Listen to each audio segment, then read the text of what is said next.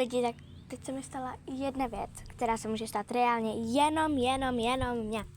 Jako prostě jsem doma, jo, a chci si vzít klíče, protože já už jsem je jedno zapomněla, vždycky se modlím, abych je tam měla. Tak vidím to, že jo, že je tam mám, jako toto. Jenže pak je tu problém. Ty klíče v té aktovce nejsou, on je tam jenom ten.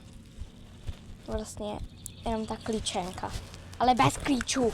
A nikdy tam ty klíče nejsou. Počkej, tam něco. Ne, to je 10. Ale počkat, mám nápad.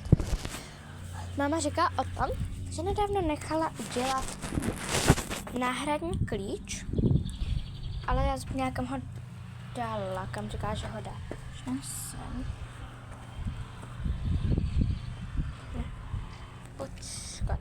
Ještě se zkusím podívat po tu hložku, prosím. Yes, kamo, yes, fura tam je, on tam fakt je. Tak ještě, aby fungoval. Kamo, yes. Je to náš klíč? On je to fakt náš klíč.